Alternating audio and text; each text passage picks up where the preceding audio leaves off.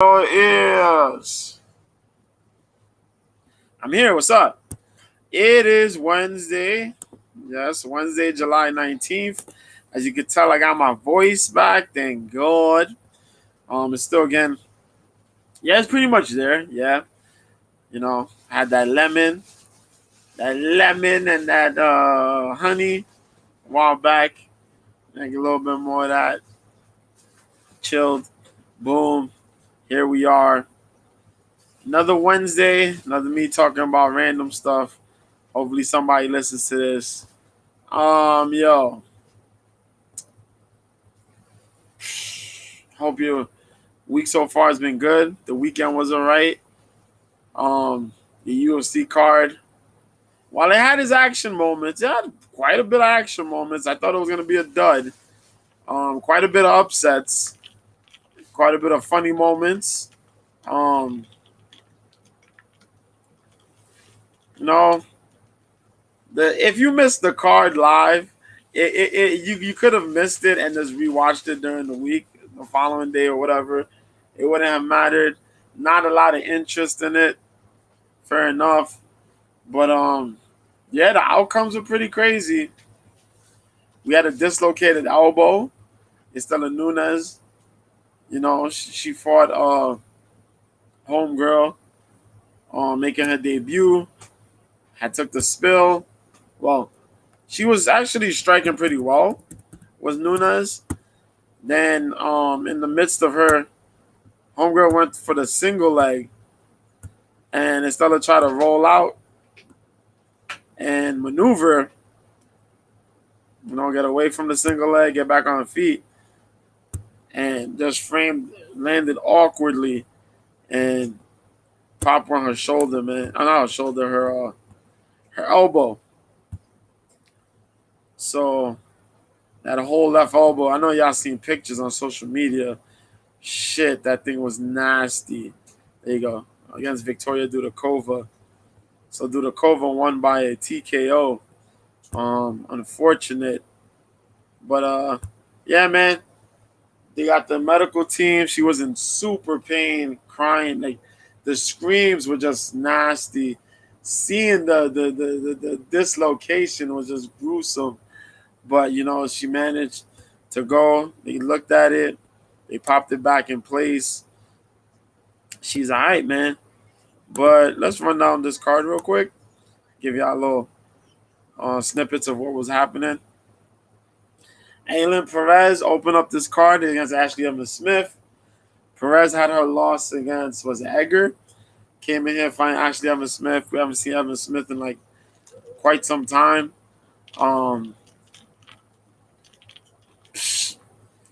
Perez won as one-sided of a fight you probably got in this card. Perez was just in your face. Good strikes from her. Constant takedowns. I think she broke a single takedown record for the women's division, women's bantamweight division, the most takedowns. Let me see that again. I could pull that up. I could pull that up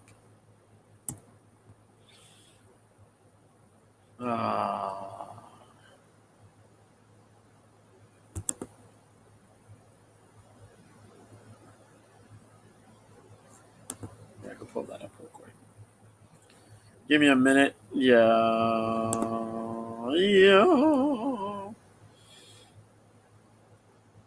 Takedowns. There you go. 10. She got 10 takedowns. 10 takedowns with over 11 minutes of control time. Aylin Perez got. She landed 127 of 190 strikes. Ashley Evans Smith only landed a total of 13 of 49. Talk about long layoffs, man. That was just like, yo, you've been here. You don't know what the hell you're doing. My girl Ashley Evans wasn't even in the fight, really. It's like I got one foot out the door already. I'm doing OnlyFans. I got a podcast where I'm talking about fighting. and adult themes and shit. You know, you go out there, she got beat in a Perez victory twerk. I was happy about it. I ain't gonna complain. Argentinian, she did her thing. Good job. We had Carol Dean the third versus Alex Munoz. This was a pretty good fight. Dean did all right. I think Dean did okay in the first round. And then the second round was a little split somewhat. But the third round, Munoz came out, man. Dean was landing some good shots. This fight took a lot on the feet, a lot of in the feet action, but it was just that Dean was throwing with a lot more volume. He threw a good volume in the first round. The second round was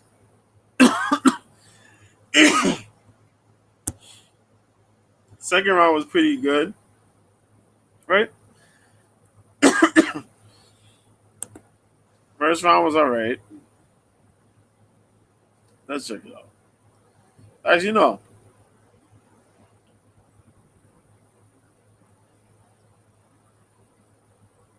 Yeah, I was right. Carl Dean landed more in the first round. The second round was really close, off by one. And then round three was just like, yo, Munoz came through and just got the knockdown, got a really good knockdown, and then just picked up from there using the wrestling, getting on top of the um and just pretty much just working on him, pummeling him a little bit here and there in the mix, keeping him against the cage and working. It was a very good fight, a little more technical than I thought it would be. But yeah, Munoz got the win there. Big props to him. As Azat Maxim versus Tyson Nam was a really this fight was a lot more technical. Maxim was making his debut. Um, Nam been here for quite some time, man. Uh, and it comes down to one of those situations of like, what, how efficient were you with your strikes? That was the thing here. Um,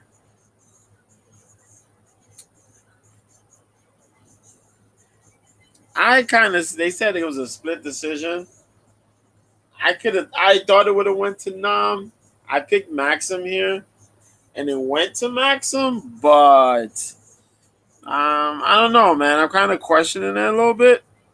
He threw less, but the landing, yeah. But he got two takedowns. If that accounted for something, but not enough time though. He got two takedowns, but only 22 seconds of control time. So was those desperations for the sake of the look? You know what I mean? I took this guy down, so I look good, but it didn't really equate for much. Now Tyson now as that Maxim threw, yeah, he threw a total of 190, landed with 46. Now when they talking about significant strikes, the significant strikes, Maxim threw 167, landed 33. Tyson Nam threw 149, but landed 27.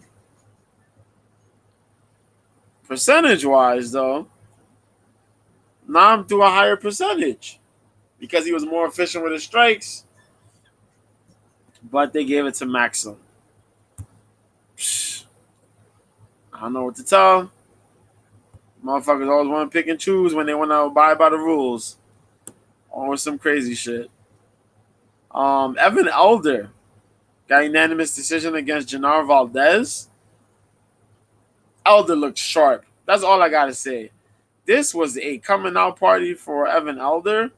Elder just came out there. He had the fight a while ago. I think his debut was against homeboy that fought McKinney on this card. Nazim Sadyakov, and those dudes went for broke. Elder had lost the fight because of a cut. Came into this fight against Valdez. Valdez, if I remember, Valdez got knocked from pillar to post against who was it? I want to say is against Favola. Yeah, it was Favola. See, I remember. He got knocked from pillar to post against Favola. Came into this fight, had the heart, but man, I don't know what the fuck Valdez. Valdez got hit with a lot of crazy shots, uppercuts and hooks, but was getting dropped by jabs, which was fucking weird, man. He got dropped by jabs and like straight punches. Well, the straight and the jab though, but it was just so weird to see. Cause like, bruh, what? You know, um, Evan Elder was just good footwork, good pick selection of strikes, kept the distance going. Um, he did get one takedown when he needed it, but for the most part, yo, he ruled. He ruled. Evan Elder had what? He threw 155 and landed 61 of those shots. Actually, no, hold on. Yeah, those to the head. So if you want to talk about total strikes, yeah. Total strikes, he threw 195 and landed 96. Just a little under 50%. Genaro Valdez threw 237 and only landed with 65. And most of those were just headshots. Where this dude threw 61 headshots, which is crazy because Genaro Valdez's total shots were 65. 61 of those, no, 51 of those was to the head. Evan Elder threw landed 96 strikes, and 61 of those were to the head. Landed 96, and 61 of those were to the head.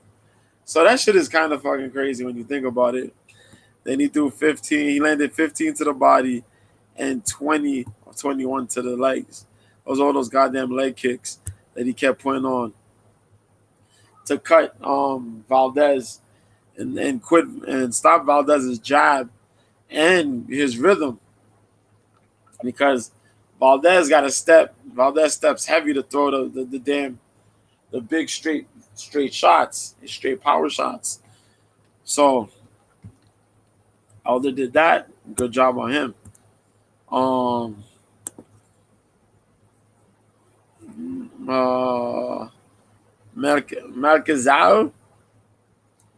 Merkazayev, Costa, my dude, suffering from vitiligo. He fought Austin Lingo, won by unanimous decision. Costa looked regular as a 155er, but as a 145er, that kid is a giant. And I know Austin Lingo had to be pissing his shit in blood the next day because those body kicks, the kicks this guy was throwing were just downright nasty. My dude landed 48 of 73 strikes to the body. Damn near all of those were kicks. Okay? Costa landed 108 of 236 total strikes. 100 of those were signature strikes. Significant strikes. I keep saying signature. Significant strikes. Austin Lingo threw 140 and landed 39. 39 of those were significant. Costa never gave this man a break. Just kept kicking, kicking, kicking. When he needed a takedown, got a takedown. Got him, was trying to submit him. But yo, he beat the brakes on Lingo, man. It's been a while since I seen Austin Lingo get beat up like that, but Lingo got beat up like that. Lingo stood there all 3 rounds though. And give him credit, he's a tough son of a bitch, but he was outmanned. He was outgunned. He was getting cooked. Now, we talked about Dudakova versus Nunes already, so I'll leave that. Melsic Bagdasaryan beat Tucker Lutz. Good fight here. I did think Melsic did enough to win this fight. Lutz had a straightforward path to victory, but it was one of those situations of, well, Tucker's striking had to match up with the his striking had to match up with Melsic's. He had to be able to have that pace. He did good the first round. The second round, he was trying to get things back together, but Bagdasaryan just kept getting up. He started popping up more, and he made Lutz pay every time he got back up from the ground. Eventually, the third round came. Melsic just caught that second wind and said, "Yo, go fuck yourself," and outgunned this man. 25-3 on strikes, on significant strikes in round 3. Which was bonkers, man. Melsic tore him to shreds in that third round. Melsic picked it up in the second round, landing some good combinations, and I was putting throwing that body shots. But just the third round came, he turned up. Melsic's getting better. He's getting better, and I know Edmund kind of trains him. Edmund Taverdium is the head movement. But don't let that distract you from the fact that Melsic still got time to improve. Big props to him though. Nazim Sadiakov beat Terrence McKinney. Kind of surprised there. This is McKinney's first back-to-back in losses, I think, in his career.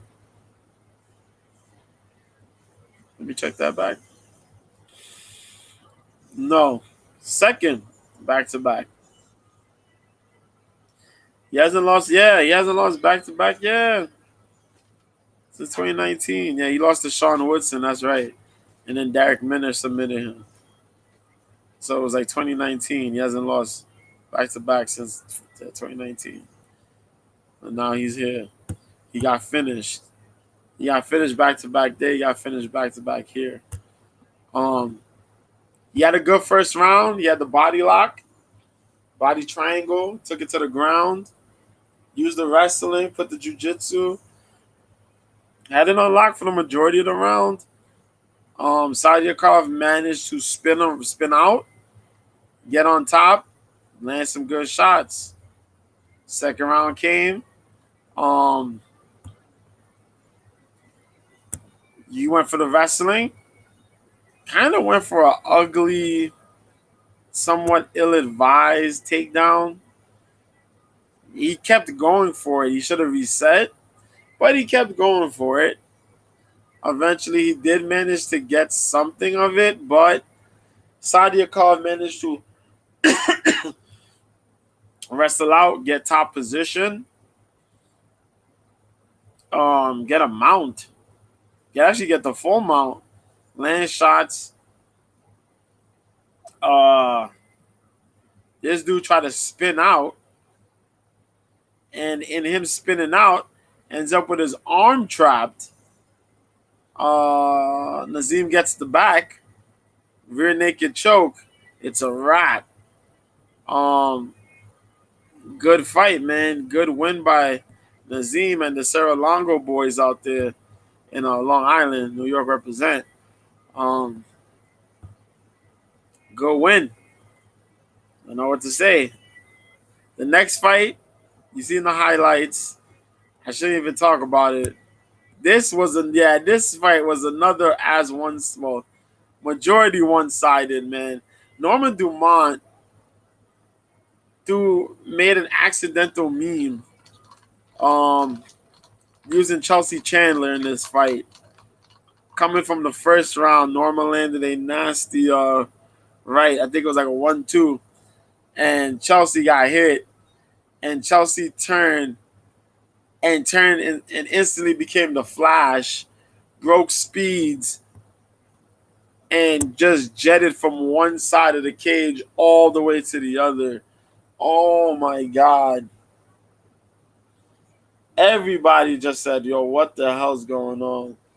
And in fairness, Norma Dumont's jump is a big jump in competition compared to when she fought Julia Storyalenko. Chelsea Chandler did. But Chelsea, you did that stuff during the weigh-ins. You should have been more prepared. She got beat up for 2 rounds. She did fight off some situations. She did look a little better in the third, but she got beat up, man. She got beat up. Now a lot of fighters are questioning, yo, how did Chelsea even get in the UFC, which is messed up. Chelsea Chandler kind of represents the 209 boys. Caesar Gracie and those folks. So it's like, fuck, man. You represent Stockton. You team Caesar Gracie. The Diaz bros. Gabriel Melendez, man. Fuck. Leslie Smith and all, man. Jake Shields. I don't know. That's bad. That's crazy, man. That's crazy. Hopefully she shakes that off. That's gonna be a tough pill to swallow. We never seen no Gracie Jiu-Jitsu person run, man. In the cage. Them dudes fight. All them folks fight. Even Leslie Smith fight. So, that's tough pill to swallow. Tough pill to swallow, but we'll figure it out, man. She'll figure it out, but damn. My girl got pieced up, man. My dude, Junion Park, beat Albert Duraev. I mentioned this during the stream. You can catch the stream on OK Live. Mr. B at OK Live. Duraev looked good. But for a Russian fighter, man, like these Dagestani boys, the guy's not particularly great anywhere. Since he's come to the UFC, he's just been all right. He's not great. He's just been all right. And Julian Park showed that. Duraev wrestled a little bit. He struck a little bit. Probably said, oh, cool. We'll strike a little bit. We'll do a little something a little bit. Yeah. We'll have some fun a little bit. You know what I mean?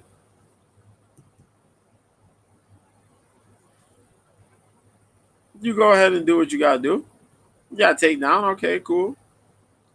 You did what you had to do there. That was nice. Second round came. Julian Park said, yo, forget this. Push away your takedown. Your takedown don't mean nothing. I'm going to beat you up. He put hands on him. Then he dropped him with the crazy left. Oh, the left bumped him in the head. That man took a deep dive.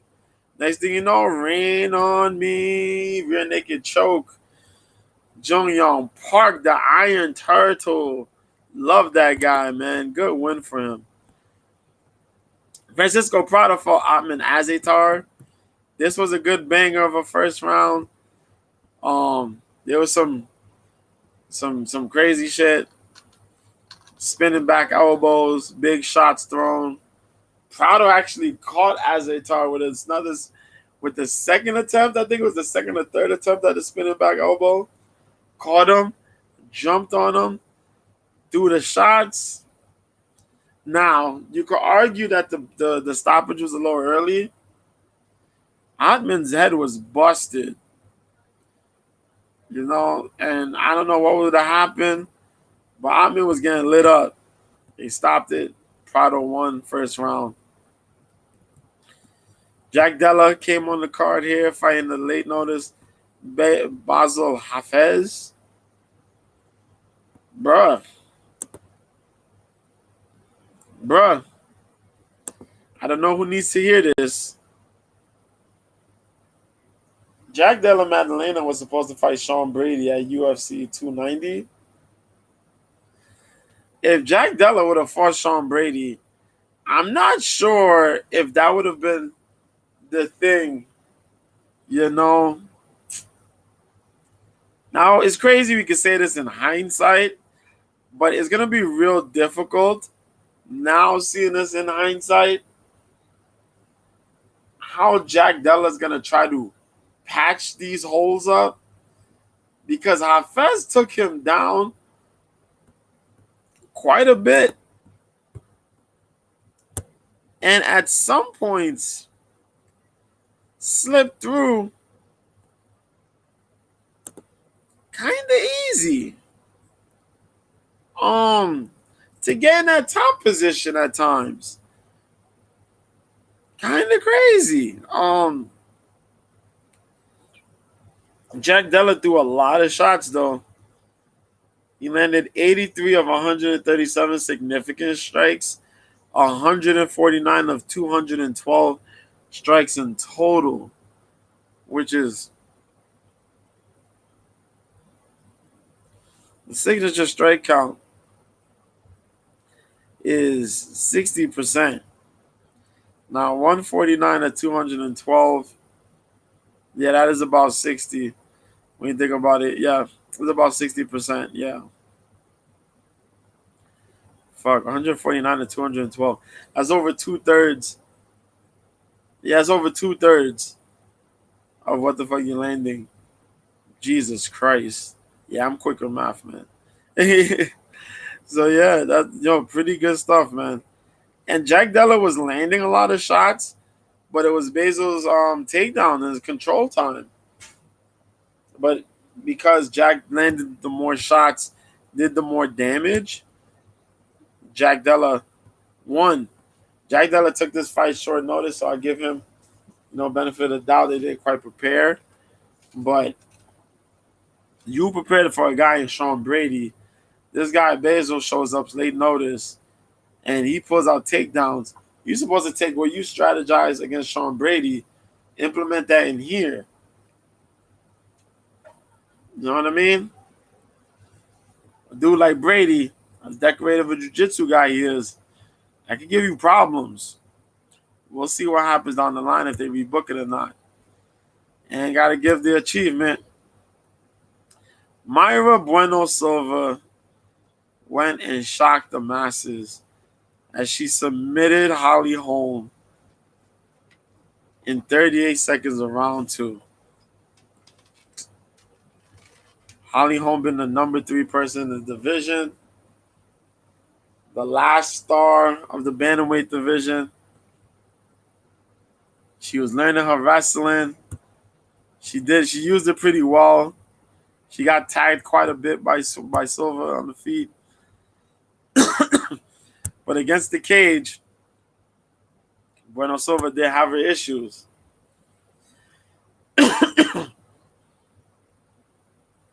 However,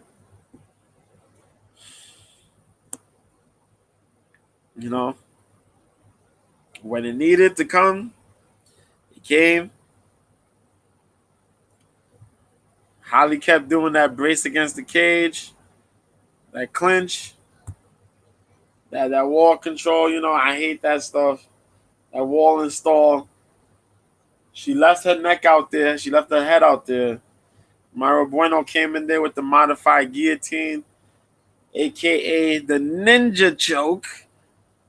Submitted Holly Holm. There's a new girl in town.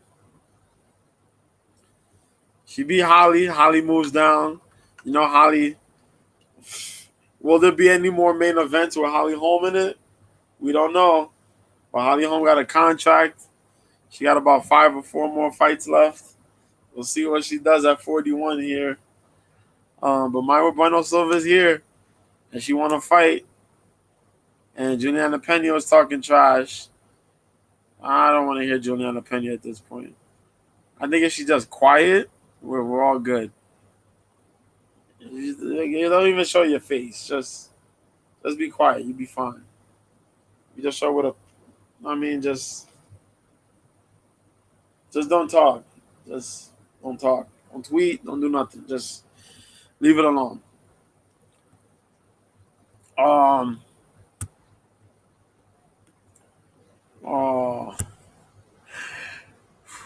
Alicia Baumgartner got her win over the weekend. Big props to Alicia Baumgartner. Let's go. Avenged her loss, her lone loss, against Leonardato. Christina Leonardato.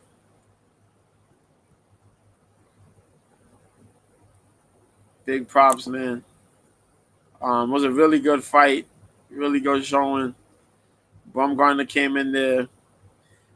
She kind of took her foot off the brakes a couple times in a couple of the rounds. But when she needed to land, she was landing them shots, boy. And if there's anything I love about Alicia boxes. But Alicia's body work, man. Those goddamn hooks, boy. Ooh, them hooks, and when them uppercuts fly. Lord. So she keeps her female super featherweight titles. Now I'm hearing that I think I mentioned it, but if Amanda Serrano beats Heather Hardy later this year, she may be looking to fight Alicia Baumgartner for those titles, which is a big deal for the fight, a big deal for women's boxing. A lot of big fights have been happening for boxing in general, and that's a big one.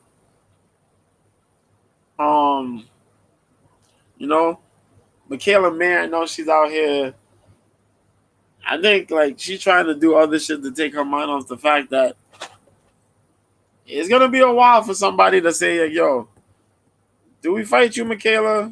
Are you have value?" Because what it is everybody gotta have a title. Everybody gotta have a title. Either you gotta have a title, or you gotta be a legit threat. And Michaela, she's good, but you can't get away. You know what I mean? How far are you gonna get ahead with just throwing jabs and straight hand punches all the goddamn time? You know what I mean? So we'll see. She got her OnlyFans. She ranting and raving about her OnlyFans.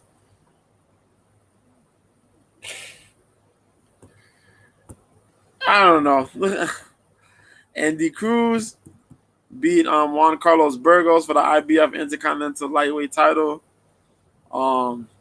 Good joint at a lightweight there. 135. Hariko O'Quinn got a unanimous decision against Carlos Mujica. Jermaine Franklin beat Isaac Munoz by unanimous decision. Good win for him. Jamarco Holloway got a 4th-round stoppage against Angelo Snow.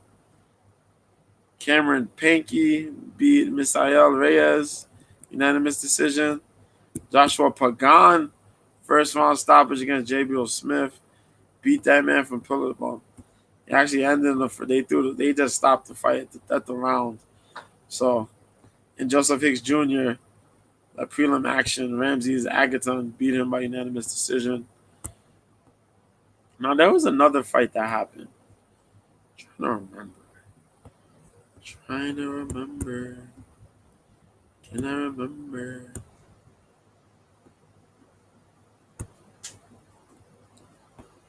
I remember. Oh shit.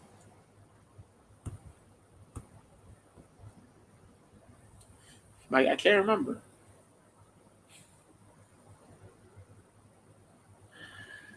Oh, I can't remember, but I'm gonna do one this week anyway.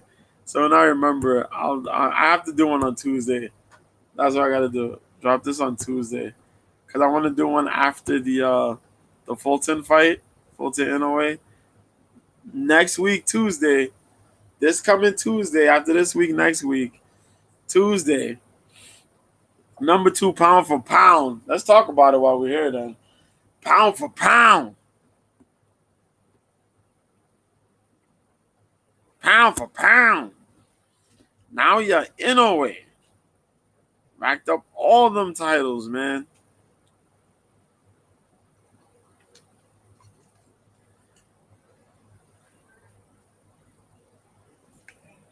Remaining magazine's number two, pound for pound.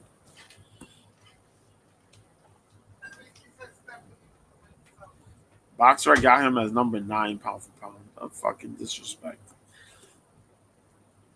They're disrespectful. So far, let's talk about it here, then.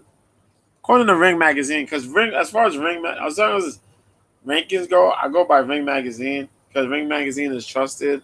Some of the best folks have been there, although they did do that one thing. I can't forgive them for it. The whole Ronda Rousey on the cover of Ring Magazine, I can never forgive them for that bullshit.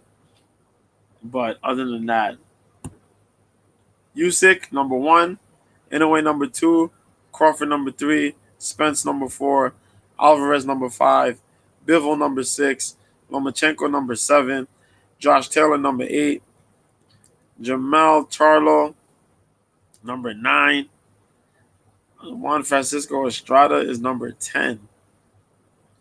So everybody on the outside though, Arthur Beterbiev, Tyson Fury, Triple G, Shakur Stevenson, Devin Haney, Anthony Joshua.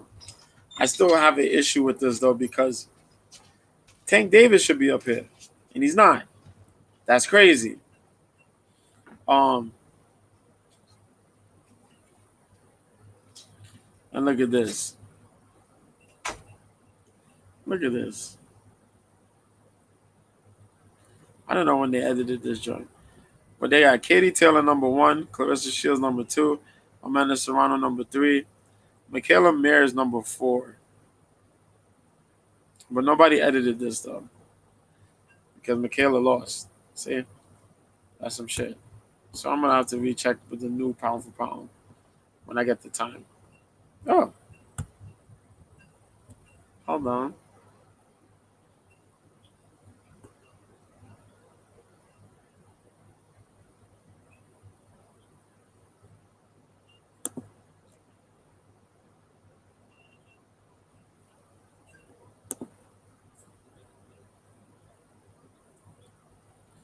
Okay, yeah.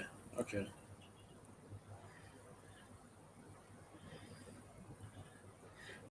Okay, this is edited. Okay, this is edited. All right, so boxing's okay. They have it here. Ring Magazine's edited joint. Okay, let's go. So they have Usyk number one, Inoue number two, Crawford number three, Spence number four, Canelo number five, Bivol number six, Haney number seven, Tank number eight, Lopez number nine, and Lomachenko number 10. Okay, now let's see the ladies then.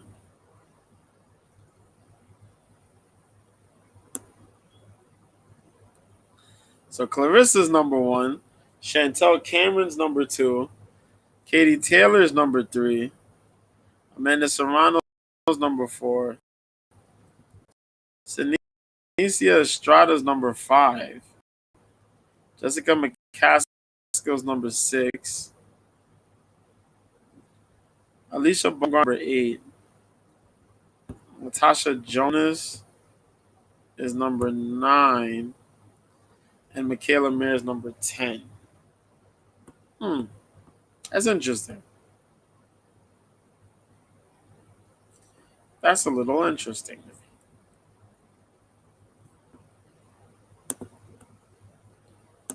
Uh, yeah, that's interesting. All right, cool. But let's go into it then. Stephen Fulton facing Naoya Inoue on Tuesday, the 25th at 8 o'clock. I will be on OK Live. I will be tweeting this live on my tweet account, on my Twitter. New Year's same be at Mr. B to watch this fight take place. One of the biggest fights this year that is so under the radar, it hurts my brain. But I'm going to watch it. I'm going to have fun watching it. I suggest you go have fun too. The man with an 88% KO ratio, 88 percentage of KOs in fights, is going up against the man Stephen Fulton.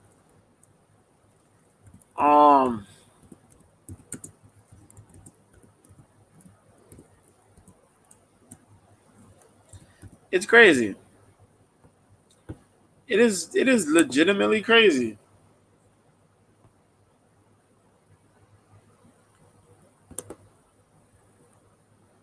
So you gotta watch this early in the morning. I don't care. I look forward to it. We're gonna be out here in Japan.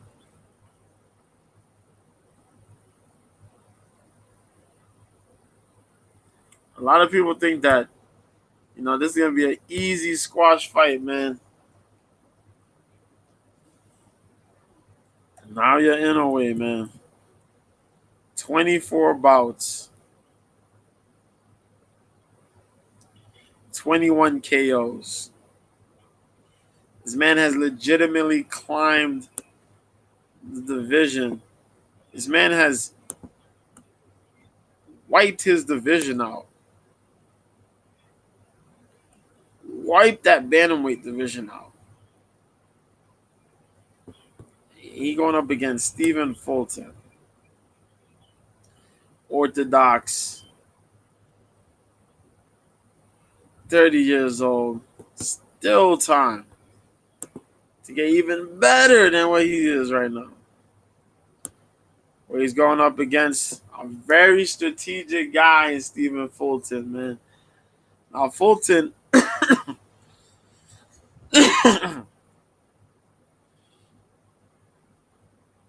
when's the last time Stephen Fulton fought? Daniel Roman, okay. Last year. Unanimous decision. Up in Philly. The Orthodox fighter as well. 5'6", 70.5 inch reach. Inoue is 5'5" with the 67.5 inch reach. The reach advantage is going with Fulton. But that man Inoue's speed and the ability to lock on and bang, boy. Whoo! Do not miss this fight on Tuesday. I swear to God. I swear to God, don't miss this fight on Tuesday. Fulton could phone booth fight and deal with some of the best. But I'm not sure how long Stephen Fulton could take those shots from Naoya Inoue. That is going to be the biggest factor. It's going to be the timer. The timer. Because pretty much all you're saying is how long is Fulton going to eat shots till he drops? And does Fulton have that power to put away Inoue? Because you can say Fulton probably going to throw the masses. I'll overwhelm him with volume. But you got to land. To accumulate volume, you got to land. And you got to dodge some stuff to land.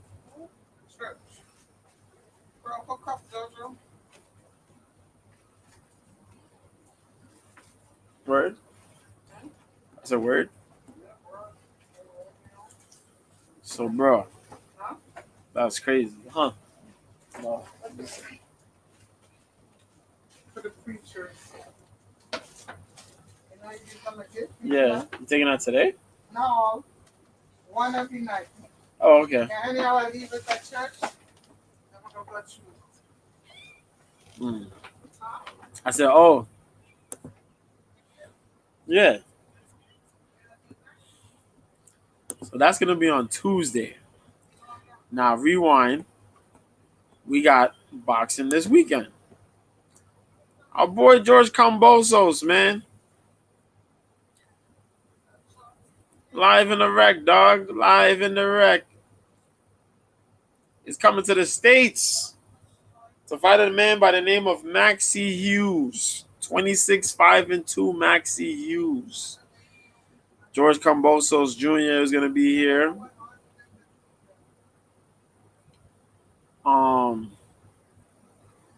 Last time we seen George lost back-to-backs to Devin Haney. Tactically beaten. Just mellowed, man.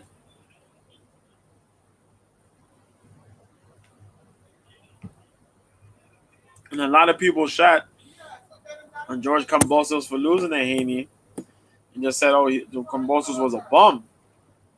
Kambosos was not a bum. Haney just had a good strategy. Kambosos proved that he's not a bum because Kambosos beat Teofimo Lopez. Lopez just showed up and shut out freaking Josh Taylor. Easy.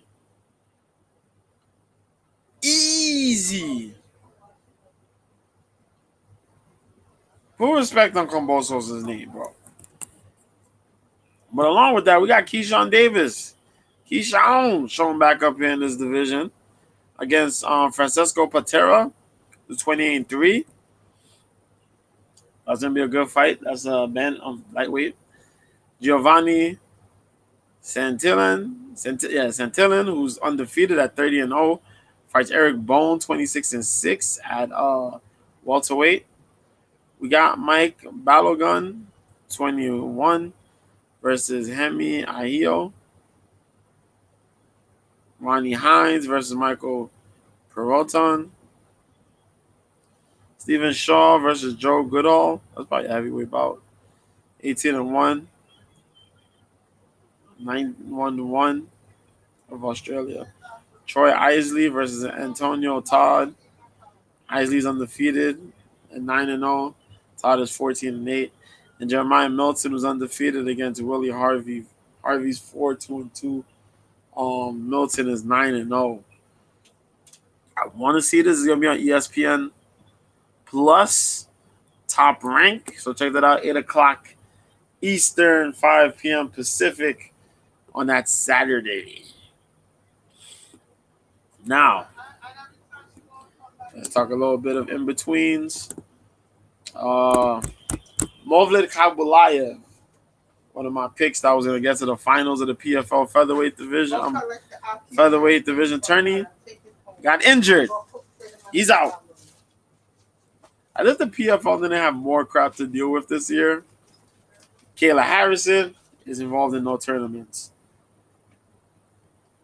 Bunch of injuries. All the good guys popped for PEDs. What the hell? Oh, man. PFL.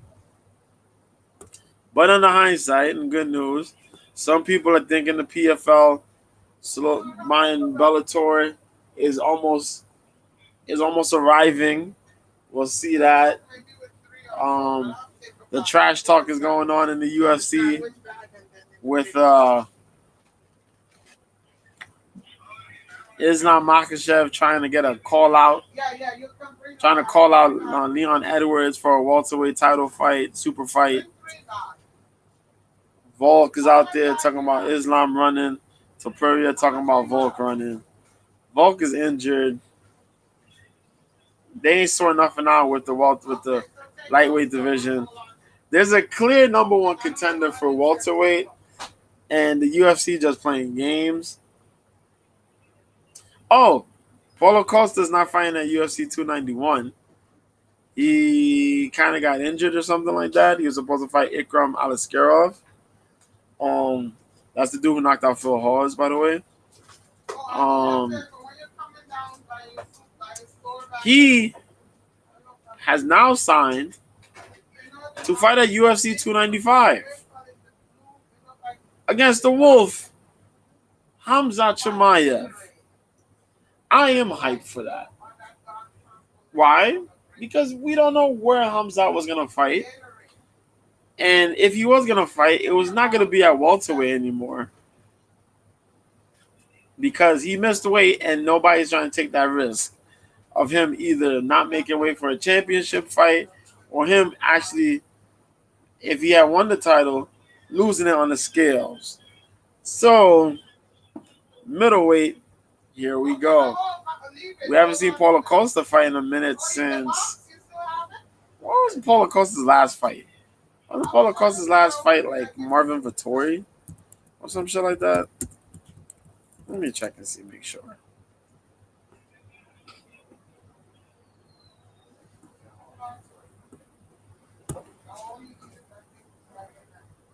Oh yeah, Luke Rockhold. Huh. How did I forget about that? Yeah, he fought Luke Rockhold. He had that crazy wild fight with Luke Rockhold. Oh shit.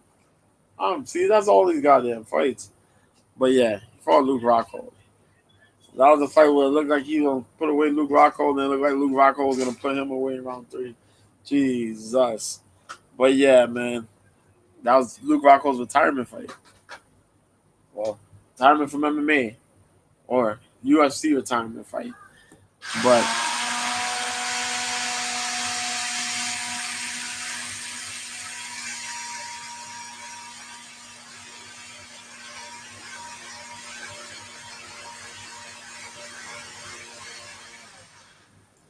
yeah, so yeah. Sorry, I got my people using the blender. So that's what's gonna happen. As far as other things go, there's a couple fight announcements. Joaquin Buckley's calling out somebody for a fight at welterweight. Because, you try to get Ian Gary. But then when Ian Gary wanted to fight him, he didn't want to fight nobody. And now Ian Gary's moved all the way up the rankings. Buckley's not in the rankings yet. Buckley wants to fight him. So man said, why would I fight you and move down when I'm trying to move up the rankings? Exactly. So Goofy, you kind of did yourself a disservice. And that's that. So other than that,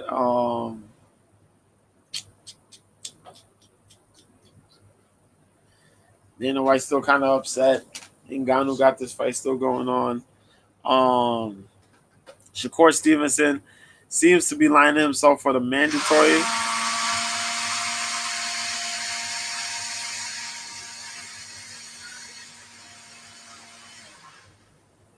Shakur Stevenson's going to line himself up to be the mandatory for Devin Haney's title. You know what I mean? So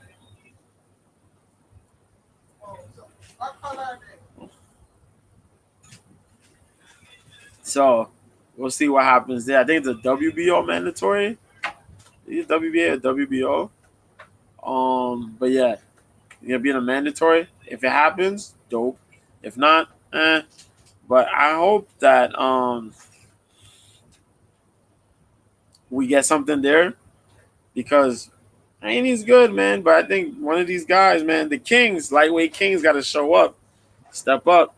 Isaac Cruz is looking for a shot, and if Cruz does his thing on the Crawford Spence card, yo, prepare yourselves.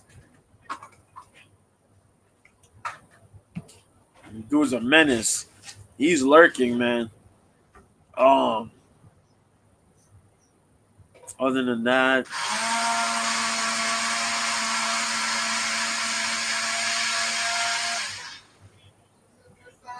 Nate Diaz is out here.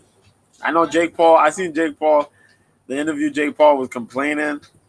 Nate Diaz ain't doing no promotional stuff for the fight. Nate knows what's going on. Nate's showing up for a paycheck. He's gonna fight, win, lose, or draw. He knows his worth. He knows he's gonna get paid. He knows how much he's gonna get paid. That he has to get paid regardless of what, because it's Nate Diaz. I don't care. What do you think? Jake Paul's not the name here. Nate Diaz is the name. So if Nate Diaz is showing up to fight, they're gonna buy. But it's on Jake Paul's end to do this. And if Jake Paul ain't doing what he gotta do, can't blame him. They've been ahead of this game for quite some time, man. Motherfuckers know if Nate's on the card, Nate elevate the card. He elevates the cards ever so slightly, man. You know what I mean? It could be a little bump, it could be a massive bump, but when Nate shows up, Nate shows up. Um, Other than that, uh, let's see what happens with this women's bantamweight division. In UFC, the rest of these fights moving forward. Oh yeah, Prograis. He's up in these little while we just calling Haney out, looking for that fight. We gotta see. We gotta see. Everybody gonna want to see Shakur Stevenson fight Devin Haney. But if Regis could go in there and try to get himself in a little bit of the mix, I guess so. Well, what if Shakur says, "Yo, I'll fight you, Regis"? Psh, you know, Prograis out here, Prograis, good boxing, man. But I've said that shit before. That man's in the back burner compared to a lot of these other guys. He boxes well. People only remember you only as good as your last fight. His last fight didn't look all that great.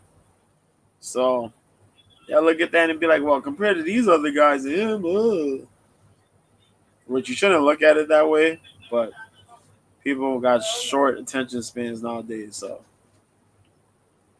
other than that, there's an LFA card this weekend as far as UFC MMA goes. Miles John's brother is fighting for the featherweight title, so you should check that out. That's on Friday. That's Friday, right? Friday.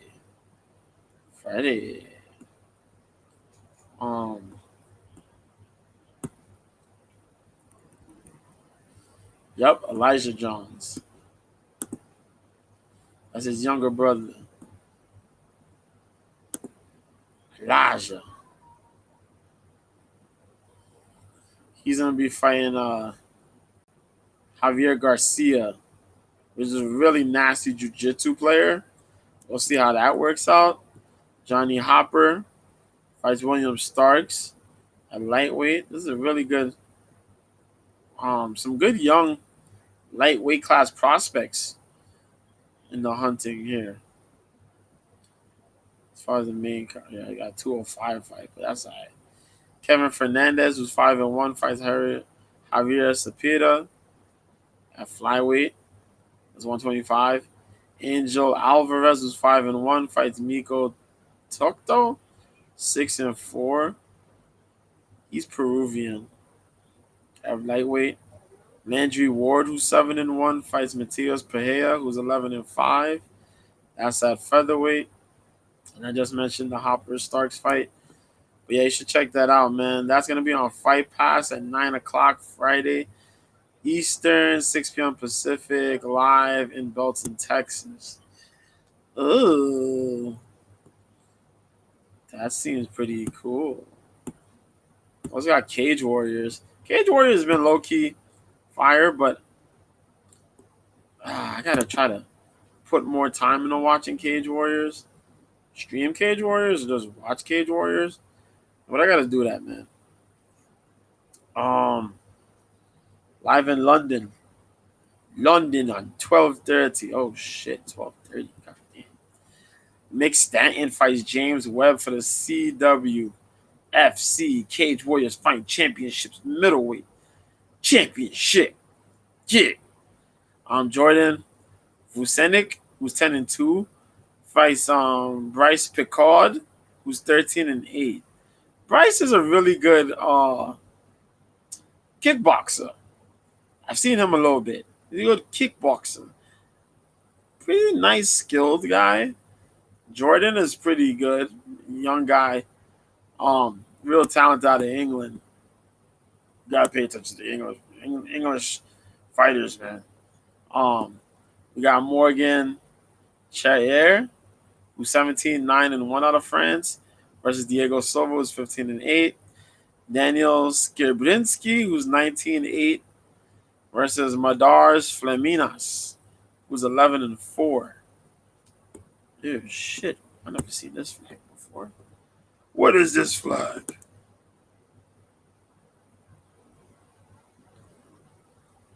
Latvia. I don't see that flag enough. Latvia.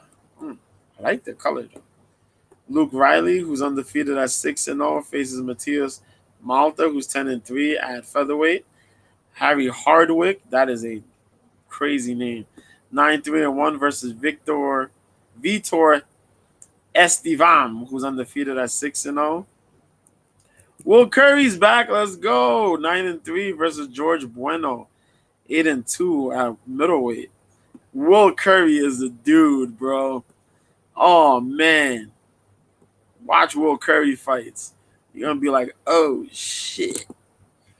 Will Curry is a big boy, man. That is a big boy.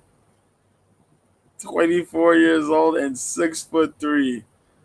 That man's jiu-jitsu is insane.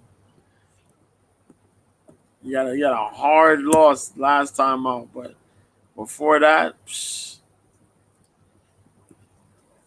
Will ain't lose to many people, but Will's skills, yo, he'll be UFC bound. Watch. Angus Hewitt. Oh shit. Find Connor Hayes. This is prelim shit. Alright. Yeah, it's a long ass prelim. They don't show prelims like that, but like if you got Fight Pass, you could find a way to get them to watch them. I forgot how the hell you go about doing that too, though. See that? I'm fucking up. I know I'm fucking up. Sorry. I am fucking up. I'm sorry. I'm so sorry. Oh, yo, what's up? What's up? Y'all here? Jason here. Oh, what up, Gary? What's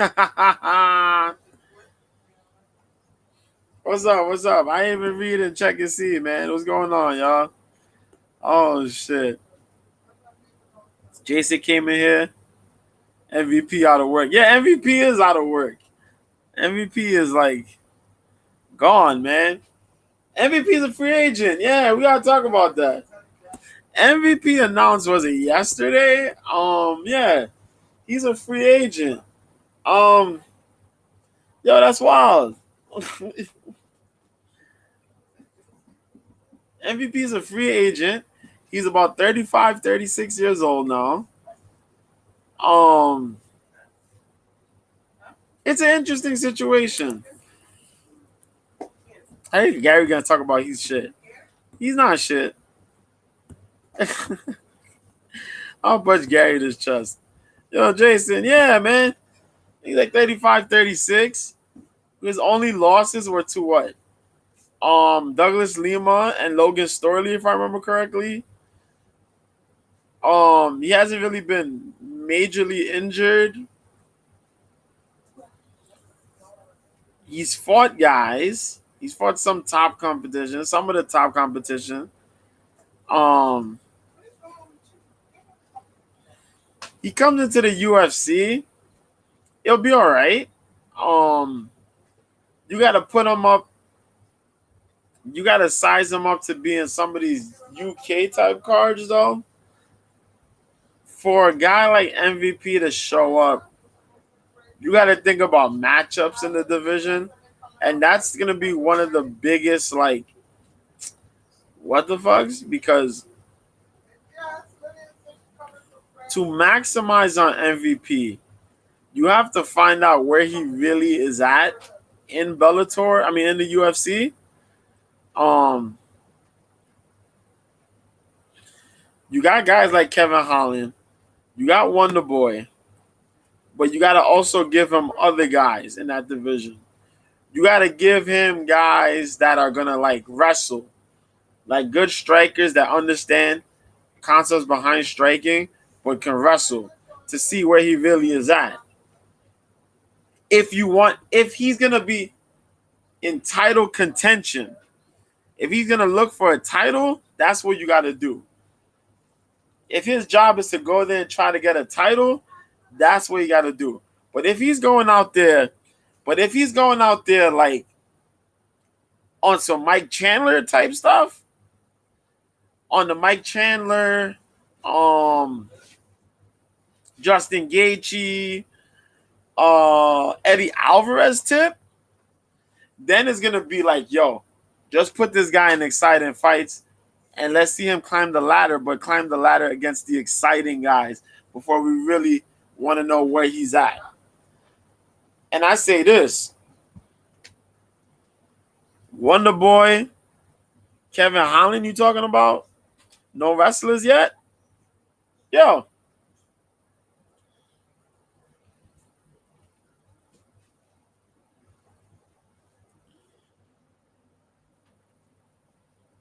What about a fight with Vicente Luque? What about a Luque fight? You got a dude who hasn't, we haven't seen him in ages. This man don't believe in takedowns, really. He got a nasty submission game, but all he does is stand and bang. Vicente Luque. You got Philip Rowe, who's out here. If Nico Price is still fighting, you got Nico. You still got my dude Lee Jing Liang out here. He could debut against Buckley. It says Buckley want to go and fight everybody. Buckley calling out people. Let that man come out. Let that man MVP come out and say, yo, I'm signed to the UFC. Bro, give him Joaquin Buckley. That's who you fight. Buckley ain't ranked yet. Buckley ain't ready to fight no ranked guys yet. Give him MVP.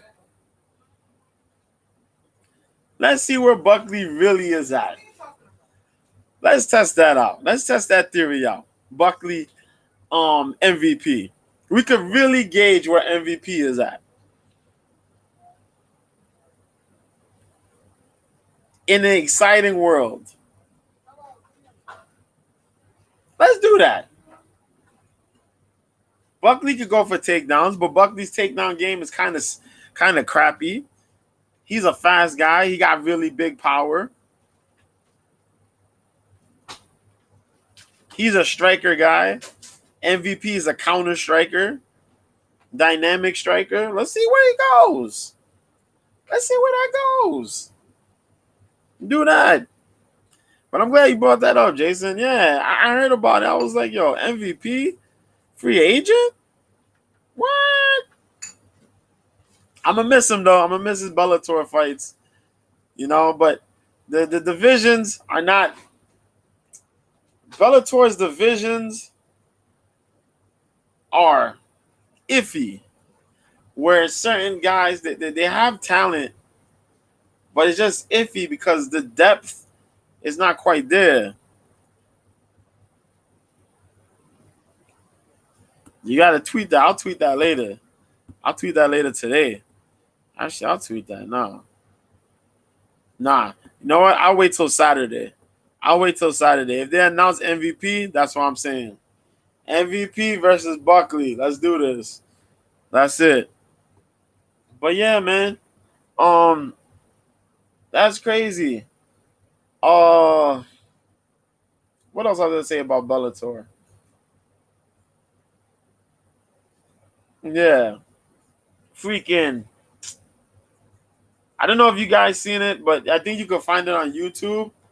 Freaking Kat Zingano. Kat Zingano went in the court getting fighting for a pension.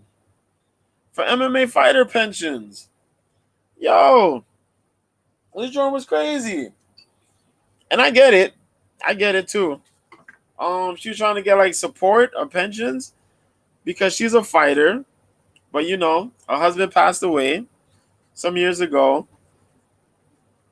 Single mom, yo. She got a kid, she got bills, she got all this crazy stuff going on.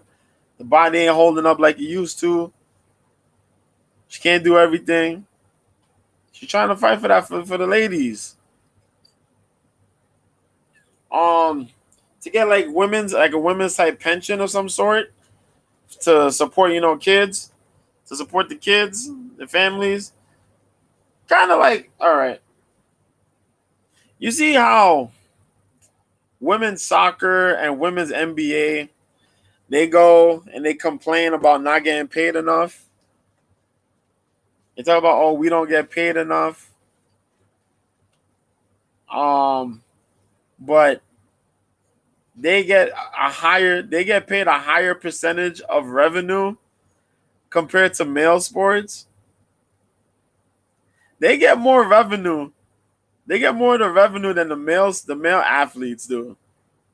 But the male athletes, they get less. They get a smaller percentage of the revenue, but it equates to higher paychecks because a lot more viewers. You know what I mean? But the revenue that women get, it gets split up. So they get paychecks, but they also get certain like benefits. Like let's say you have kids, but you don't have nobody to watch, they got babysitters there. So they could watch your kids, you know, they could feed your kids and do whatever and all that stuff, you know. They provide food and the care. While if you're going to go play a game or whatever, they do that. And that goes into that type of stuff. Whereas men, we don't get that. You know, if the guy go play, this guy go get play. Guy got his medical. You got to pay his medical if he pays medical. The team pay the medical, whatever. But all that other stuff goes to them pretty much. Straightforward. So she was trying to fight for that for women. Big props to her for that. I had watched it. Ronda Rousey is one of the people who's actually advocated for this as well. And you know, Ronda always doing something big. So regardless of how people feel about Ronda always told it like it is. She always looked at things like it is. She gave you an honest opinion. Ronda told y'all, if you want to get more pay, you got to be out there doing your thing. You want to do stuff, you got to fight, but you got to let people know what's going on. So I'm giving big props to Kat Zingano for that, man. Hopefully once she takes care of that, she could go fight Chris Cyborg. Because we've been waiting for this title fight for a long time. And Bellator's women's bantamweight division, I'm still scratching my head because I don't know what the hell's going on. I know Bellator got the Japan event at the end of the month. How we gonna watch that? We're gonna watch it one way or another because I can't miss UFC 291. I gotta find a way to get Crawford and Spence on the screen at the same time. We'll figure it out together. Other than that, let's talk about this. UFC London is on Saturday, yo. No, the PFL may be buying Bellator. What I've even heard is that they may have somewhat of a merger type thing going on where they're going to buy, where PFL may buy Bellator and they're going to split those fighters up with the UFC. It's a rumor that I heard. So I can't be 100%, but I kind of would see that happening, though. It would happen regardless. Where, if the PFL buys Bellator, takes some of their good fighters, Be like, hey, we can't take the rest of you guys, and the rest of these guys either go to UFC or One or elsewhere. Um, you know, the women's featherweights probably go to Invicta. Um, the women flyweights too. Boy, if somebody could get Bellator's women flyweights, oh shoot, yo, you got a good deal with yourself there, man. Um, as far as the 145 division, the UFC 145 division, you gotta do something. You gotta do something. I talked about it earlier. You guys missed it. Chelsea Chandler running. Everybody memed the hell out of it. It was the craziest shit ever. Um, yeah, but UFC London. We're back in London. You know who also is back in London? Tom Aspinall, bitch. One of our top 10 heavyweights, man. He's back, yo. Big Tom Aspinall comes back to face Marcin Tybura. Man, it only feels like what? Early this year? A year ago? Or was it? Well, yeah, it was the last time. Yo, it feels like forever, man. Yeah, a whole year. A whole year our guy was out, man. Jack that knee up. Whole year, man. Jack that leg up. Find Curtis Blades. Man was sitting by, man. Then we heard that he was getting back to training. And he's out there training with them Fury boys. You know, he trains with Huey and Old Man Fury and all them other guys over there, man. Tom Aspinall, the anomaly. That's why I call him, because he's super big. He's crazy light on his feet. His skills are good, but we still don't know how good. And he's coming back.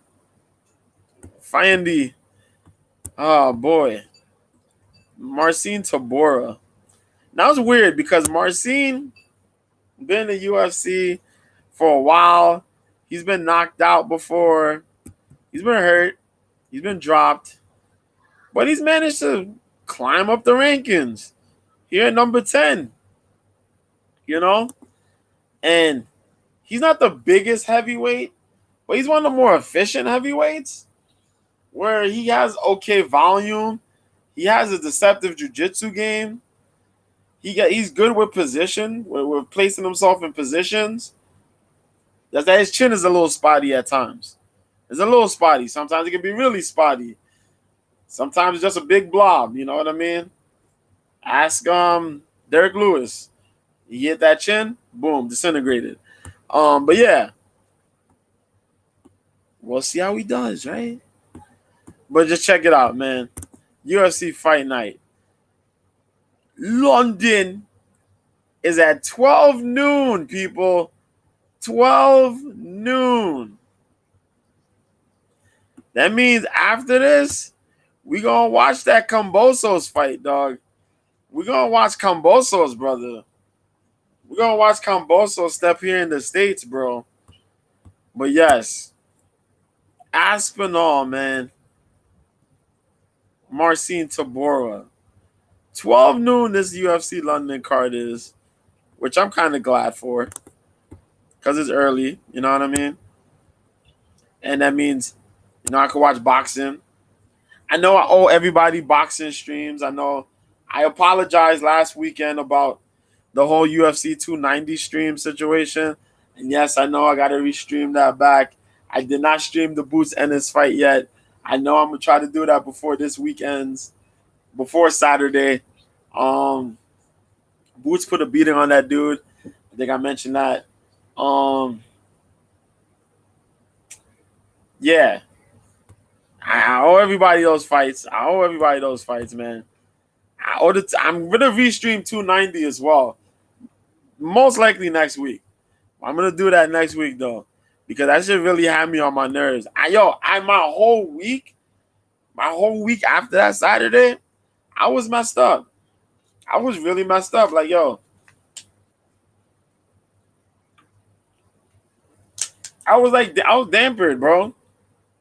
And then it's like, yo, the stream messed up because OK Live wasn't letting me stream properly. But what was worse about it was that, yo, we had last week's card, and last week's card was like, nah. It had really real good action, but then on paper it was like, damn, I'm kind of bummed about it. So I'm like, yo, this card kind of looks stupid. Holly's back here. It was kind of weak. Good turnout, but you know,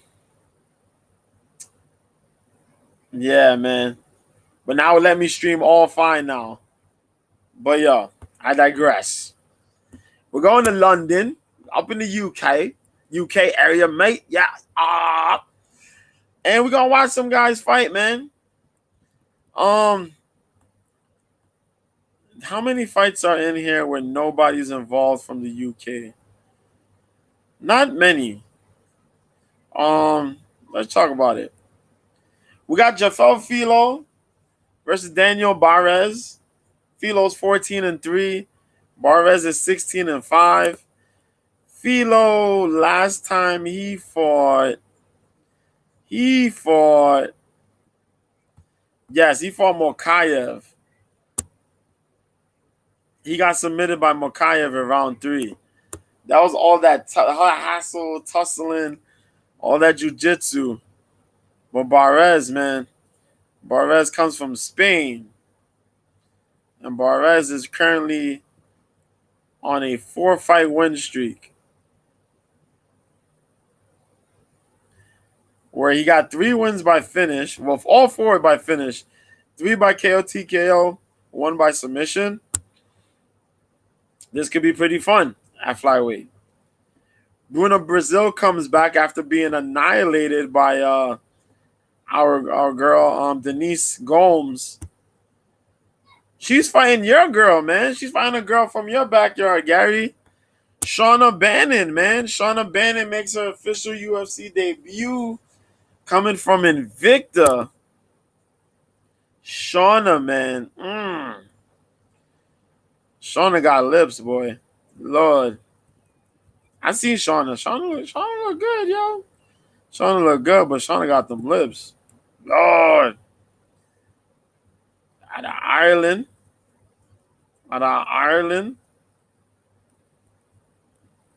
She got a pretty lengthy amateur record, but 5-0 undefeated, man.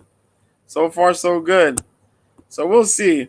She pretty gutsy, pretty level kickboxer. We'll see how her range goes. Something like that. Yeah, Shauna got those. I remember when I first seen her fighting Invicta, I said, yo, damn. She got to have like black parents or something like that. I was just saying. She got to be black Irish, yo. That's crazy. Yo, that girl got lips, man. That joint crazy. But I like her kickboxing. She gets pretty aggressive in there. Against Bruna, she just got to avoid the reach. Bruna tends to go in there with the long leggedness and throwing some. Yeah, man. Shauna look good, man. I ain't gonna lie. Bruna look good too, though. That's gonna be the thing. Bruna gotta avoid the holes. But Shauna, I like how Shauna throws her strikes. She mixes up her game pretty well. Along with that, she gets a little aggressive with her head kicks. I think she could find an opening here. We'll see how she does, though. Mama B, man, we'll see, though. But it should be a good fight. Bruna needs a bounce back win, but Shauna's on a roll. We got Chris Duncan. Scotland's own Chris Duncan is back. You know, Chris Duncan hasn't. Yo, the black pudding. Chris Duncan's back. Duncan fought Morales, was it? Um, he got pieced up. He started to wrestle. Other than that, Chris Duncan's a do or die guy. He got power, but sometimes that chin is out there. He's fighting the dude that cleaned the clock out of Homeboy in his debut at 170. He cleaned Patterson. There you go, Sam Patterson. That big tall dude. He kind of cleaned his clock, knocked him out so bad, dude didn't know where he was at 170. He's moving down to 155, his actual weight, to fight Chris Duncan. This fight doesn't go to a decision. I want to take Duncan, but Ashmuz's movement and his crazy speed. He moved that fast at 170. Imagine how fast he moves at 155. So I'm going to be very worried there, man. But I don't have a pick yet. I'm leaning towards Ashmuz, but I think Duncan going to show some heart, man. We'll see. Ketlin Vieira, man. Ketlin Vieira. What a fall from grace, Ketlin Vieira. She's facing Penny Kanzad, man.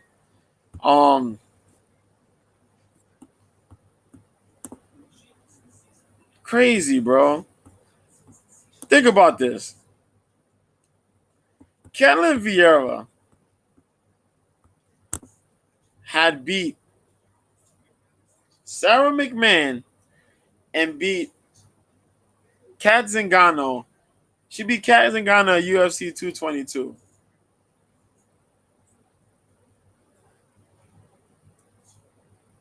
She was on the cusp of winning a title. She left. I think she had a baby or something like that. Just took a hiatus. Came back. Aldana beat her. Actually, Aldana knocked her the hell out. Aldana knocked her out. Cold. And then she was like up and down the pole. I mean, the ranks. Yeah, 2018 she was gone. She came back 2019, a year and a half later. Got knocked out. Beat Sajara Eubanks. Lost to Yana Kunitskaya. You lost to Kunitskaya. You beat Misha Tate. You beat Holly Holm. You lose to Raquel Pennington. You are sitting at number 4 in this division. You were right there to fight for the title. And here you are in 2023. You're fighting number 7, Penny Kanzad. Now, Kanzad was out due to injuries. You know what I mean? Kanzad is a trooper. But that kind of shows you how crazy life is. Penny Kanzad, the last time we seen her was last year against Lena Landsberg. And she still managed to stay in the top 10. Considering all these fights, she's still in the top 10. Boy, we need to put this damn division in overdrive. Now, Penny Kanzad's always been a good striker, but she said she's leveled up her striking. She's improved her boxing. She's going to need to against a girl like Ketlin, because Ketlin's a big body at bantamweight, women's bantamweight. Let's take the gloves on. Yeah, Vieira's a big body, big power that she has in her punches. If anything, it'll be the defense. Defense-wise, no, it bugs me out, and I was riding that wave too. Ooh, I was riding the Ketlin Vieira wave, man. And she got knocked out. I said, "Oh, no!" And it's crazy when that KO happened. I seen it happening, Like I said, oh, Ketlin, don't get too aggressive. Don't get too aggressive. You're about to walk into the left hand. No! Boom. Jesus Christ. But yeah, I was riding away. I still am. She's still one of my favorites. I hope she gets a title shot. I hope she does. I hope she can find her way back, man. But against she got an opportunity to make a statement against Penny, but Penny got a way to she could jump up this rankings if she could get the win here. Um,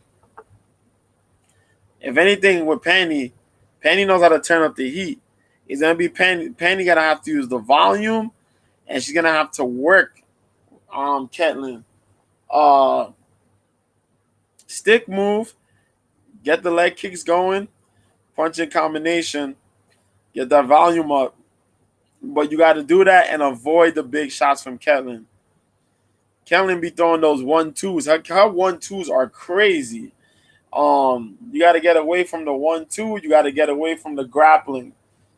Once Ketlin grapples, man, you got problems. And she muscles through a lot of her submissions. So it's hard for you to get opportunities to reverse. Big test. Big test for Penny coming back. For sure. We got the middleweight fight as Mahmoud Muradov faces Brian Barberena. Brian Barberena's moving up weight here to fight Mahmoud Muradov. I think it's a death wish, but who knows? Mahmoud shows that he has good gas tank for like a round and a half. I know because I was riding the wave of Mahmoud Muradov as well because he's managed by Floyd Mayweather. But he fights under the TMT group, the money team. But man's gas tank is suspicious. If he can't get you out, you can survive. You can put him away. Brian Barberena's been hit by strong welterweights, but I don't know if he's ever been hit by a middleweight, a full-fledged middleweight. That's the issue. I'm going to take Muradov. Brian Barberena got crazy heart, and his gas tank could turn up in the late rounds. But boy, oh boy, if Muradov get those combinations out, it's problems. So next fight here in the prelims, Mick Parkin, undefeated at 6-0 versus Jamal Pogues. Pogues came off the Contender Series. Parkin is 6-0. 5 wins by finish. Fuck. And he got a lengthy amateur record. He got some good amateur wins. You see, that's what always scares me. Mofos that got amateur records facing guys that just have pro records. It's like, yo, I got 6-0. But I got a lot of wins in these amateur fights. Jamal Pogues is 10-3. Training with Joe Stevenson. He got 5 wins by finish. But the problem is, he's been finished 3 times. And 5 wins by decision. Polizzi knocked him out back in 2020. But that was back when he was a light heavyweight. Jordan Young, Taylor Johnson, all these guys knocked him out when he was a light heavyweight. Now he's a heavyweight. See, that's the thing. 6'3", 77-inch reach. Parkin is 6'4", 79-inch reach. Interesting fight. I don't know. But it should be fun. Both of these dudes will probably try to knock each other's heads off. But yeah, Mark Jacasey, he's back, 155, facing Joel Alvarez. Now, Alvarez is pretty dope, submission guy, but he's been rocky. Jacasey had a rocky, somewhat start, been picking it up with ATT, becoming more of a wrestler, you know. Alvarez, 19 finishes in his 19 wins. Yeah,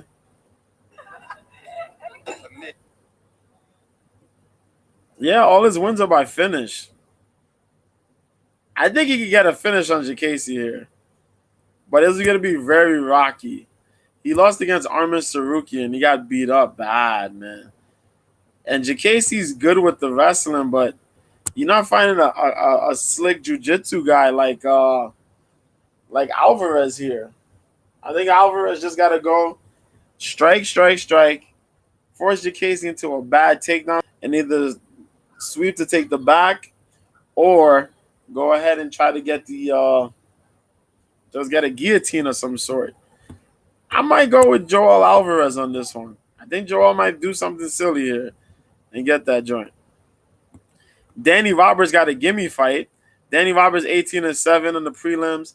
He'll be facing Johnny Parsons, who's 8-3. We haven't seen Johnny Parsons since the Slugger knot. Johnny Parsons hasn't fought since 2021. About 2.5 years we haven't seen Johnny Parsons fight. Johnny Parsons got by on a split decision against Solomon Renfro. Word, man. You've been wrestling a whole lot. I think he leaves himself open for Joel Alvarez. I think so, man. But yo, they gave Danny Roberts a gimme fight against a dude we haven't seen in 2.5 years. Come on, man.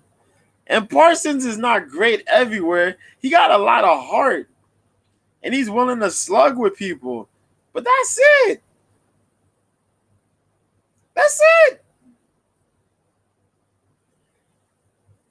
I don't know if he's going to be able to take all those shots from Danny Roberts.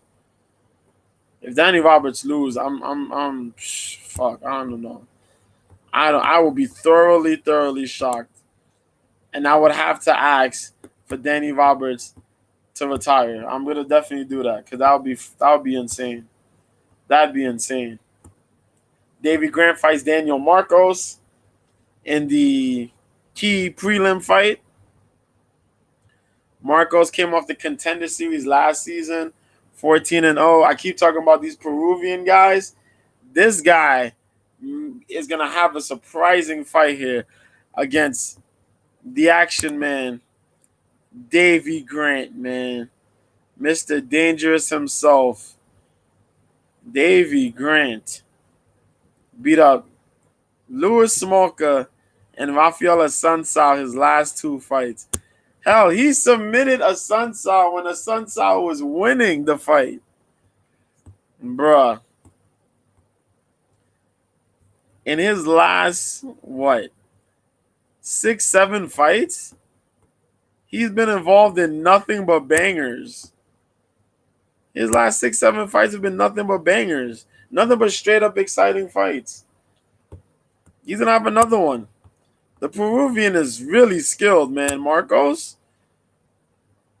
considering Marcos did super well in his Contender Series opportunity, and the fact that now he's here, he got a full camp, he's training out here. You know, he beat Simon Oliveira in his debut, the official debut. Bro, banger alert. So the main card kicks off with 12-0 Lerone Murphy, my dude, versus Joshua Kulibao, 11-1-1. Kulibao just finished Melsik Bagdasaryan.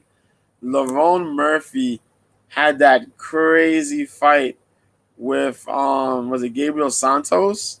Yep. And then everybody thought Gabriel Santos was gonna go beat what's his name? Then he gets knocked down, they're all shocked. Danny, this is a pick-me-up for Danny, man.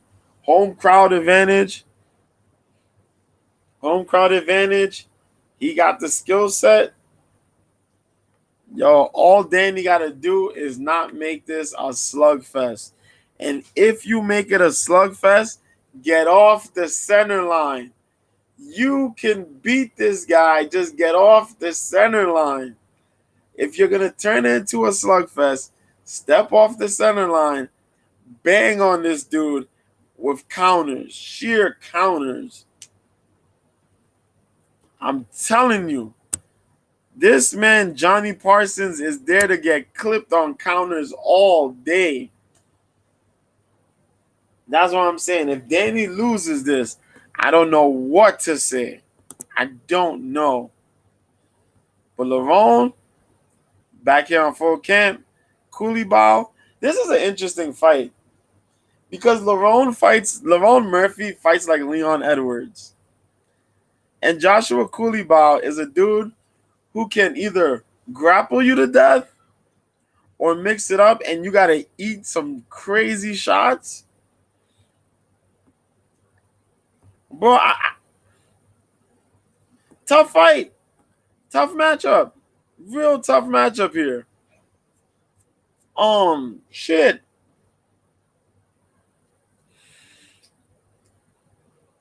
Josh is gonna try to wear out Lerone on takedowns though. That's the thing. Koulibaly has the cardio for takedowns. But if Lerone can keep this in a stand-up fight, Lerone could throw enough to win this. But he has to nullify a lot of what Koulibaly puts out there. Because Koulibaly's boxing is gotten a lot better. But the thing is that Koulibaly, it gets a little caught up in trying to make a fight exciting and would actually be in the range of fire. So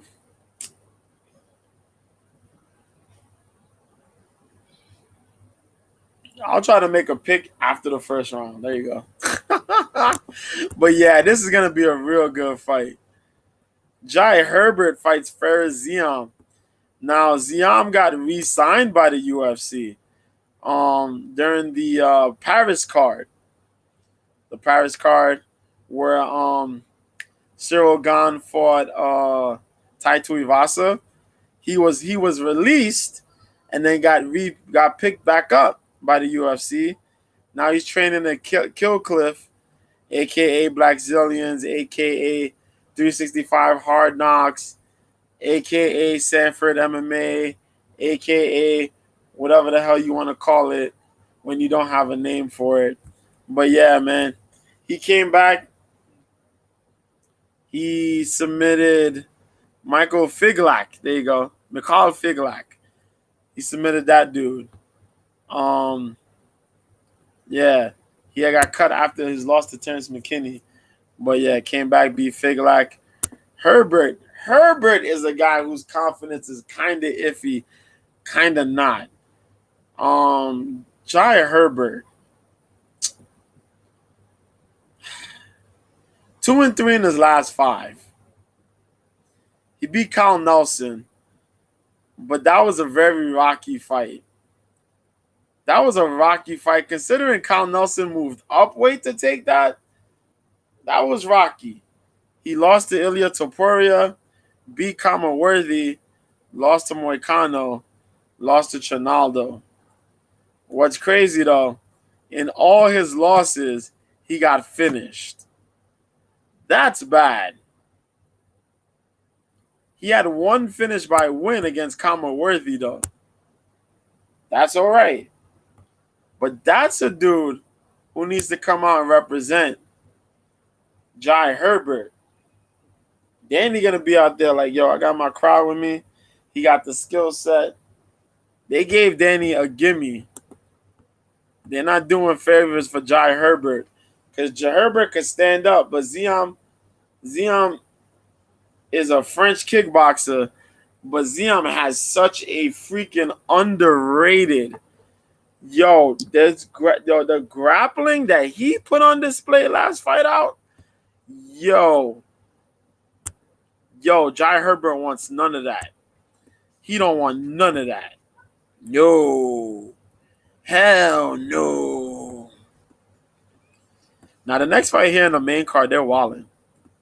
They got the dudes, man. They got the dudes. They walling. Number 14, Andre Muniz, who just got clapped by our boy Brandon Allen. You know, Cope's Corner's own Brandon Allen. We never pick against him. We stay with him. You know, unless it was against Chris Curtis. That was that one time. But Andre Muniz is going to be facing Paul Craig at middleweight. Now, Paul Craig was supposed to make this debut a lot earlier, but the fight got canceled, if I remember. Let me check real quick to see who canceled that fight. Not who canceled it. Who canceled the fight? Shut up. I'm not saying who canceled the fight. He was supposed to fight. He was supposed to make this fight. He got sick. Yeah, there you go. He got injured or something like that. Trying to cut the weight. He's back here. We'll see how he does. Two really good guys, jiu-jitsu wise. Muniz, high level jiu-jitsu. Paul Craig, high level jiu-jitsu. Well, Paul Craig did well again in the light heavyweight division, but not against the upper tier guys. So he's trying his way here in middleweight, trying his luck. Muniz got grappling. Craig got grappling. I think Craig is the better striker of the two.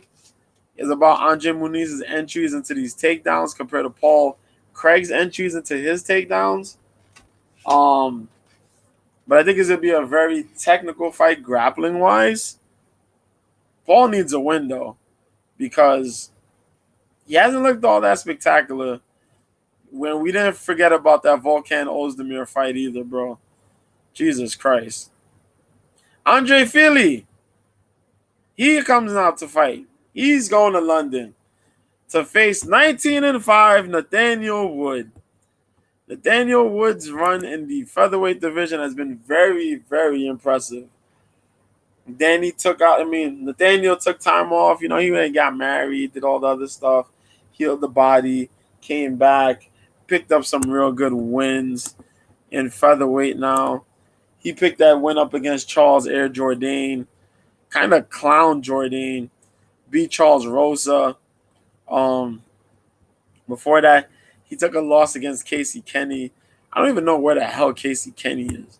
Where the hell is Casey Kenny? Did they cut Casey Kenny? I don't even know. But yeah, Wood's shown a lot of improvements. The striking is good, but he's put on a really good leveled wrestling game a bit. Good takedowns, good control on the ground. Learn how to isolate arms, take proper positions. Andre Fili, long time Team Alpha Male standout. Touchy-feely, Bay Area. Good kickboxer, improving with his striking, improving more with his wrestling. And as you keep seeing, this man's physical attributes have shown. The muscle mass this man has managed to put on has been crazy. Improved strength and conditioning, man. He goes through these 3 rounds with no real problems. He's gonna need that. He's gonna need to get a little tricky. He gonna have to get a little touchy-feely with the takedowns and control on Nathaniel Wood. The last thing you need is Nathaniel Wood getting his rhythm, moving on his feet, getting light on his feet, and tagging you up, lining you up with combos just for you to try to throw and get caught up in takedowns. You don't need that stuff. You're pretty good, Feely. You've been in this division for a long time. I know you're trying to climb up the ladder. We'll see how you do, man. But Nathaniel Wood, so far so good. We'll see what he does. In this co-main event, we have Molly Meatball McCann, 13-5, versus Julia Stoliarenko out of 10. Who's 10-7-1. Julia Stoliarenko. Yes. Represent Lithuania. Shout out to my dude, LeVar Ball. Lithuania. Man. 10 wins, 9 by submission. She got a 4 losses by finish, 3 losses by decision. She's 1-4 in her last 5. I don't know what to say. Chelsea Chandler dominated her on her last fight, and Chelsea Chandler got handled by Norma Dumont. I don't fucking understand how the world works.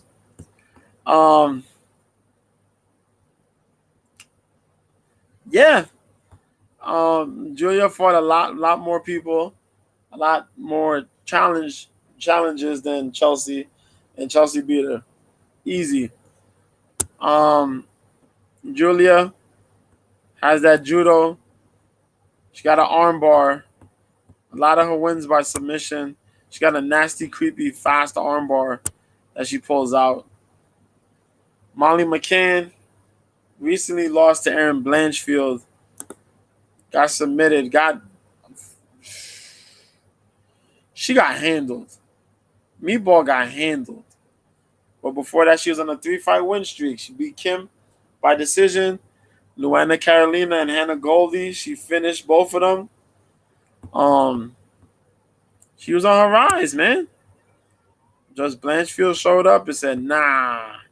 So we're gonna see how Molly gets better, man. If Molly's on wrestling, well, submission defense has improved. Can she keep this fight on standing up more? How Julia looks at 125. I don't know. I'll take McCann. Julia's mainly a one-trick pony. She can strike, but she's kind of hesitant while striking. I think Molly can find opportunities to land strikes, but you just can't get caught up in the clinches. Julia kind of does what Ronda Rousey used to do. If you get too tied up in close range, Julia will try to grab you, throw you down, get a submission off. You have to fight her at bay, kick, or whatever. When she tries to go in, you beat her up. When she tries to close the distance, you got to make her pay for it. I think Molly McCann comes out in style. He picks up a good win. Main event, we already talked, but Tom Aspinall, I talked about it. Big boy, fast hands, boxing is top level. Kicking pretty good. His speed, his timing. Strikes absorbed pretty low. Strikes thrown pretty good. The work he does for a heavyweight, he's very efficient with what he does. Tries to make few mistakes. Tabora's fought the best of the best here in this division. Tabora has a really good underrated jiu-jitsu game. He has a lot of control. If he gets your back, he does really good with the control off your back. He has a little bit of a karate base, if I remember correctly. So he throws strikes pretty well. You don't have to worry about combinations with him much. You do got to worry about some of the random strikes he will attempt to throw. But the takedowns. Make him work on the takedowns. If you could gas him out when he tries to use his takedowns, you'll be good. You'll be good money. You can land your strikes. So, based on that, I'm going to tell you my main card picks. I'm going to take Aspinall. I'll take Wood. I'll take Craig. Herbert Ziam. I might take Ziam. I'll take Murphy. Molly and Storyalenko. I might take Molly. But yeah, it's be Aspinall, probably Molly. Definitely Nathaniel Wood. Paul Craig. Probably Ziam. And I'll take Lamone Murphy. The rest of these,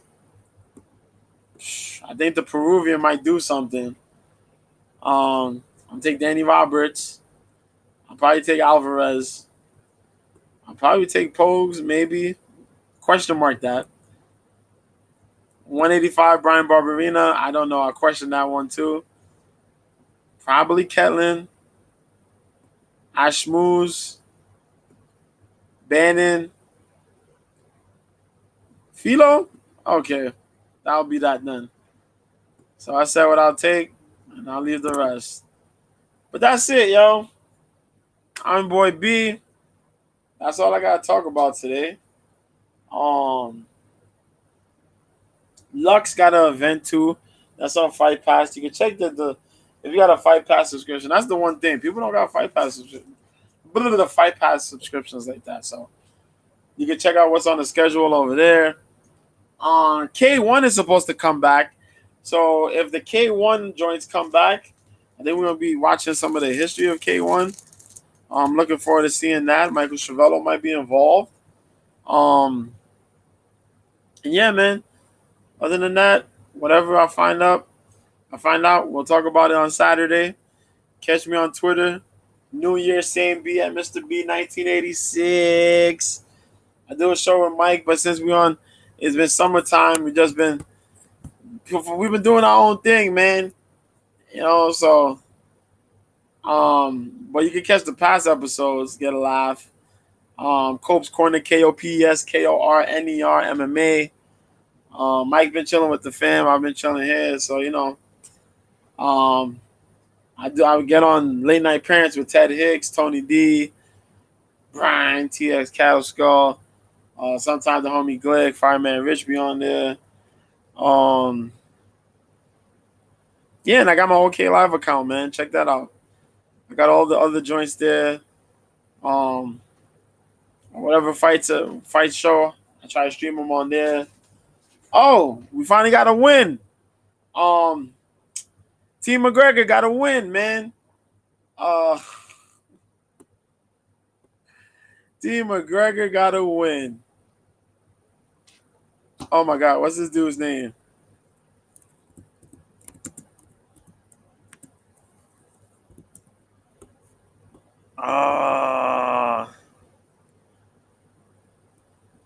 I forget the guy's name.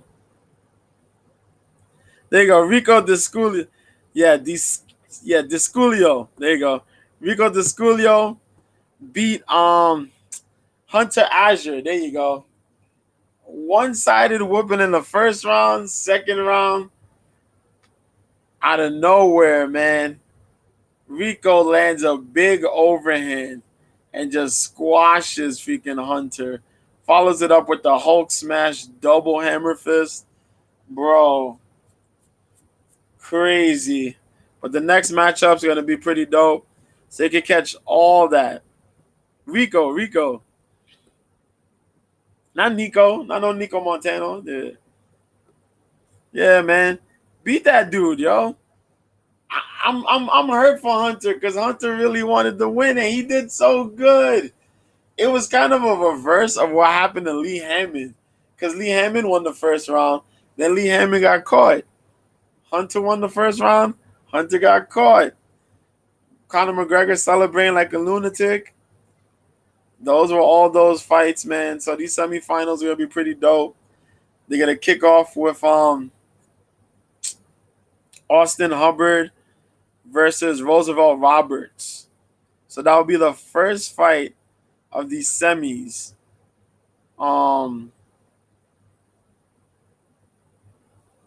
Yeah. These semifinal fights. Crazy. That's it. Now we're done. I'm your boy, Mr. B, and I'm out of here. I left everything else there. Thanks, Jaw. Thanks, Jaw West, Mr. West. Thanks, Gary, as always. Yeah, man. Thanks for chatting it up with your boy. And see, if y'all didn't get on, I wouldn't even be able to talk about the Bellator stuff. If you can figure out about the MVP and all the other things, man. But that's it. I'm out. Be good, be easy, take care, enjoy the rest of your week. That's it. Till then, peace. Hell yeah, UFC level fight indeed. Those matchups are going to be nuts, bro. Nuts.